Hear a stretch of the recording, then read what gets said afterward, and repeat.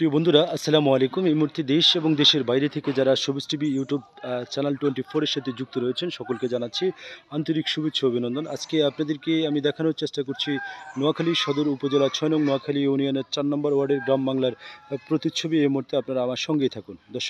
দর্শক এখানে অনেকগুলো রাধা আসলে তারা আহার খাচ্ছেন, খাওয়ার খাচ্ছেন এবং তারা সময় পাস করছেন সকলে একত্রিত হয়ে। আমার কাছে এই সিনারিটা দেখে খুবই সুন্দর লাগছে। এই মুহূর্তে দেশ এবং দেশের বাইরে থেকে যে যেখান থেকে দেখছেন আপনাদের কাছে কেমন লাগছে অবশ্যই আপনারা আপনাদের মতামত জানাবেন। সরাসরি সবুজ টিভি চ্যানেলের ক্যামেরার ফ্রেমে দেখানোর চেষ্টা করছি রাধা হাঁস, যেগুলোকে বলা হয় গ্রাম ভাষায়।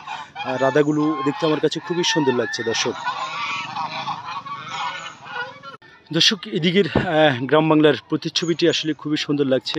সারিবদ্ধতাভাবে সুপারি গাছ, কলা গাছ এবং এখানে কৃষক যারা রয়েছেন এই অঞ্চলে তারা কিন্তু ধানের চারা রোপণ করেছেন ফসলি জমিনে, আবাদি ফসলের জমিনে। এখানে দেখতে পাচ্ছেন একটি ঝাঁক দিয়েছে, সেই ঝাঁকের মধ্যে লাউ, চিচিঙ্গা বিভিন্ন ফসল তারা সবজি আবাদ করবেন। আর এদিকে ধানগুলো একেবারে খুবই সুন্দরভাবে কিন্তু নিখুঁতভাবে ধানের ফসলটি হচ্ছে। প্রিয় দর্শক, আপনারা জানেন যে 2025 সালে ধানের ফসলটা আলহামদুলিল্লাহ খুবই ভালো হচ্ছে। 2024 সালে এই অঞ্চলের কৃষক যারা রয়েছে তারা কিন্তু বন্যার পানির কারণে ধান চাষ করতে পারেন নাই। প্রিয় দর্শক, তো সব কিছু মিলিয়ে আসলে গ্রাম বাংলার প্রতিচ্ছবিটা আমার কাছে খুবই সুন্দর লাগছে। এই মুহূর্তে দেশ এবং প্রবাস থেকে যে যেখান থেকে দেখছেন আপনাদের কাছে কেমন লাগছে অবশ্যই আপনারা মতামত জানাবেন। তো এই ছিল আমার কাছে নোয়াখালী সদর উপজেলা ৬ নং নোয়াখালী ইউনিয়নের ৪ নম্বর ওয়ার্ড থেকে গ্রাম বাংলার সর্বশেষ খবর। দর্শক।